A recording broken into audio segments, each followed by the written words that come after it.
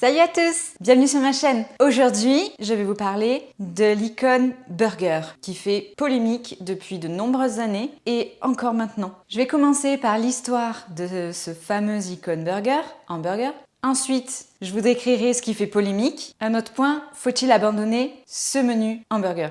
Allez, go!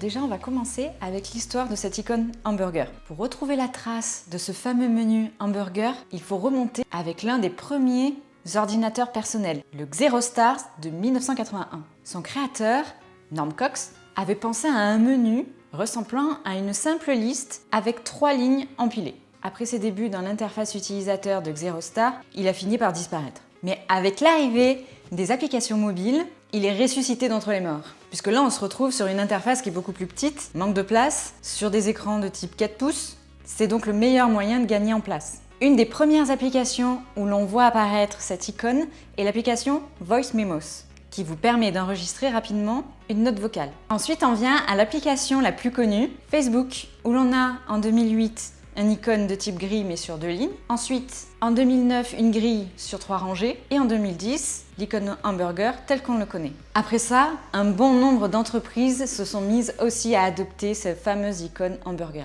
Google, Starbucks, Disney utilisaient des menus hamburger dans leur application mobile ou leur site mobile. Et là, vous allez me dire, ouais, ok, mais c'est quoi qui fait polémique? Après des tests utilisateurs, ils se sont rendus compte que ces menus burger faisaient chuter l'engagement des visiteurs. Pourquoi? Parce qu'en fait, ce qui est dans ces fameux menus burger n'est pas visible directement à l'écran. Donc, on se retrouvait face à des utilisateurs, soit qui ne connaissaient pas, qui n'arrivaient pas à l'identifier, et donc qui n'arrivaient pas aux informations contenues dans ces menus burger.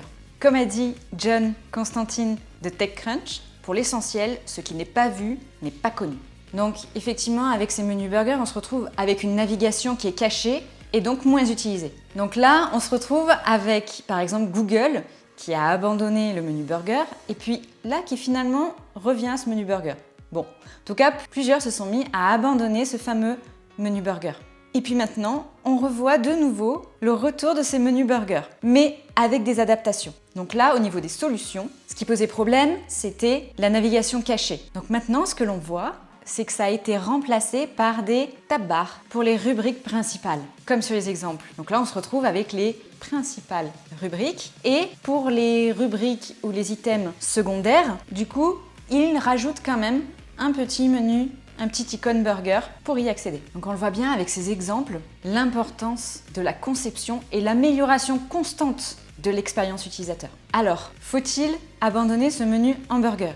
Alors je dirais que non pour l'instant, ce n'est pas la solution parfaite, mais il est devenu populaire depuis quelques années. Et maintenant je pense qu'il y a quand même beaucoup plus d'utilisateurs qui arrivent à identifier ce type d'icône déjà. Par exemple, avant ce qui était préconisé, c'était d'écrire, de préciser sous l'icône burger le fait qu'on avait un menu. On le voit maintenant sur les derniers sites que ce n'est plus le cas. Et maintenant, de plus en plus de sites s'amusent aussi au niveau du design de cette icône, alors, en le faisant varier, par exemple Apple avec finalement maintenant ces 2 barres. Un autre point, c'est le fait que ce menu hamburger permet quand même une navigation riche. Par exemple avec des sites publics où ils peuvent avoir une arborescence vraiment très très dense. Ils n'ont pas forcément eu le budget pour pouvoir revoir toute leur arborescence. On est bien obligé de faire avec, et toute cette arborescence, toute cette navigation, on est bien obligé de la mettre quelque part, et à part dans un menu burger, je ne vois pas actuellement d'autres solutions. Donc quelle solution pour pouvoir utiliser le menu hamburger,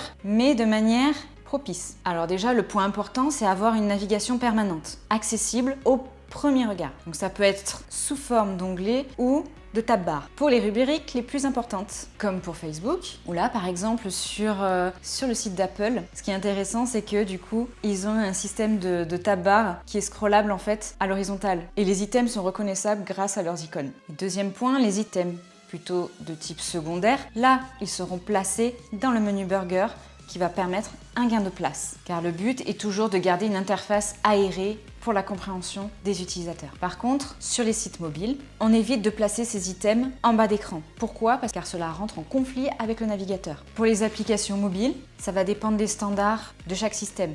pour iOS en bas, pour Android en haut. Et voilà, c'est fini pour aujourd'hui, j'espère que ça vous a plu. J'ai fait un regroupement en fait d'articles, de vidéos que j'ai pu voir et faire un mix aussi par rapport à l'expérience que j'ai pu avoir de mon côté. Donc n'hésitez pas à me faire votre retour dans les commentaires pour que l'on puisse échanger.